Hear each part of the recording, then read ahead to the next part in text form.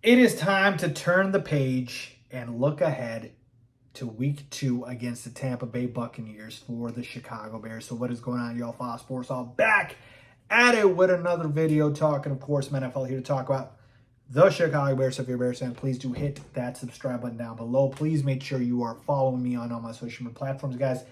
As always, hit the bell icon so you're notified every time I drop a new video. All right, so we're done with the Packers game. Honestly, I'm even tired of talking about it. It is what it is. It's a long season. You got to turn the page. You got to move forward. And yeah, let's just pretend that that game never happened. And if I'm the Bears players and coaches and staff, I'm deleting that game from my memory. All right. So let's move on to week 2. The season starts now. All right. So just quick numbers here before we get started. This is in Tampa. So it's a road game, obviously. And they are favored in this one by 3. All right, so they are favored in this game, as I probably expected them to be with the Bears, and how bad of a showing they had against the Packers and the Bucs getting a surprise win against the Vikings. I expected them to be favored in this one. 3-point at home is basically a pick 'em. If you look at how the Vegas odds usually are, right? You get 3 points usually at home, and so Vegas is saying this is a pretty even matchup. All right, so let's talk about this game, and let's talk about the keys for this game. I'm not expecting Kyler Gordon to play in this one. I think he's dealing with a hand injury. Levante David for the Bucs dealing with a concussion. There may be other injuries that pop up here. For the most part, though, I think the other players are good to go. And so as far as this game and this matchup for the Chicago Bears, offensively, let's start with this. You got to attack the Bucs through the air. All right, that was the case with the Vikings last week. I know they lost, but it was a close game. And that's been the case with the Bucs for the better part of the past few seasons. They are excellent at stopping the run and plugging up the run, but they're susceptible to the pass. Last week, Alexander Mattison, the starting running back for the Minnesota Vikings, had 34 yards on 11 carries.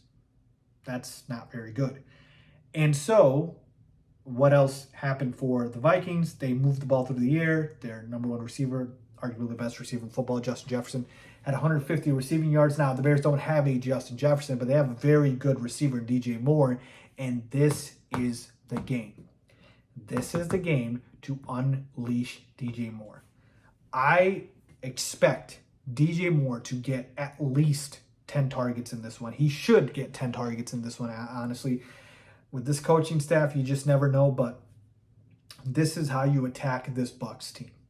All right. Now, Todd Bowles is going to blitz.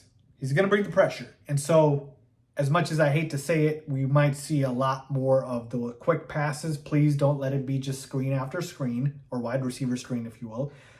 But the short passing game might still be called upon because you'll see Justin Fields get blitzed a lot, but he has to get the ball out quick.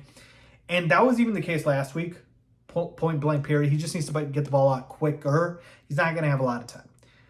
But this is the game where you go ahead and you find a way to game plan the entire offense around feeding DJ Moore the football. Folks, he got the ball 2 times last week, right? Had 2 catches for 25 yards. But even in those 2 catches, it just seemed like he made things happen.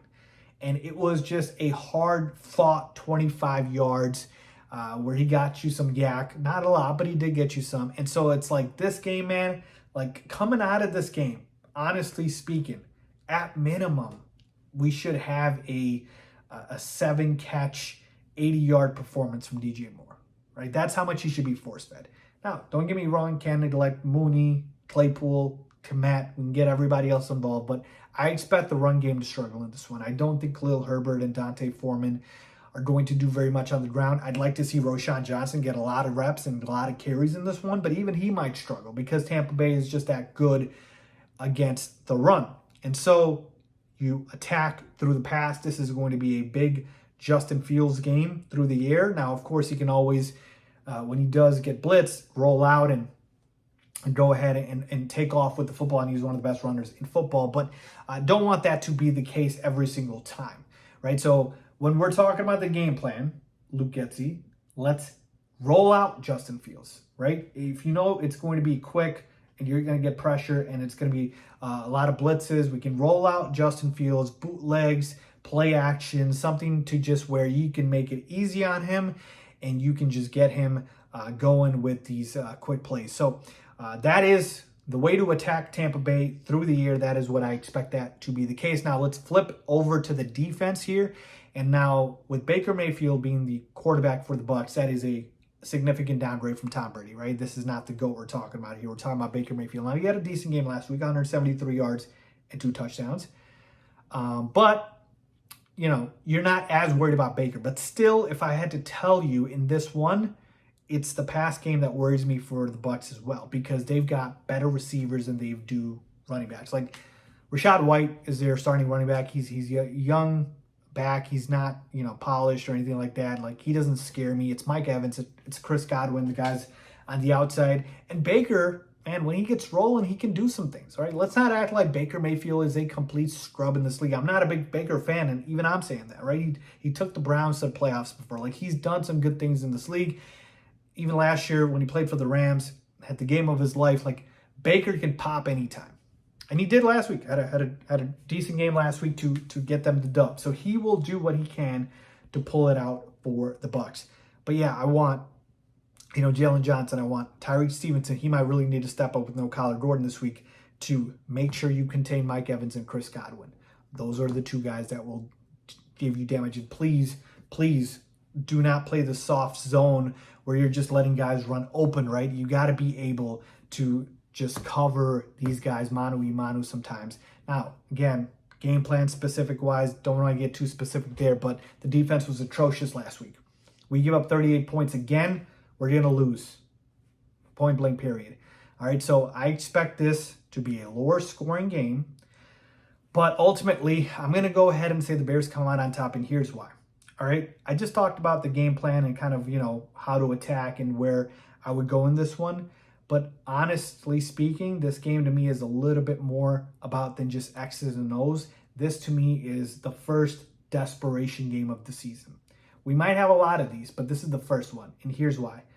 Coming out of that game against the Packers, everybody was kind of blamed and on the hot seat, and rightfully so. From Eberflus to Getsy to Fields to Poles, everybody, right? Because you got your behinds handed to you.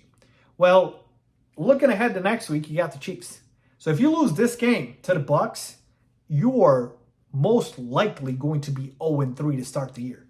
0-3 to start the year, that's kind of not when panic sets in, but hey, you are kind of where you're looking behind your shoulder like, okay, things are not going as well. Now, again, season's still not over at 0-3, but you get my point here is like, I think the Bears are going to be the more desperate team. I think they're going to be the more desperate team. The Bucs just won a game they weren't really supposed to, right? So they're going to be a little bit more relaxed. They're at home. And so I expect, or at least I should expect, the Bears to come out with more vengeance, more fire, more desperation, and hence play harder, have more effort, and come out on top in this one. I expect the Bears to win this game 24-17 by a final score. Of that, the Bucs with Baker Mayfield don't really scare me, but it will be a tight game. Ultimately, the Bears being the more desperate team, I have them coming out on top and winning this one and going to 1-1 on the year. So let me know what you guys think, man. Leave a comment down below. I'm expecting a big DJ Moore game. So let's see what happens. Give me your score prediction as always.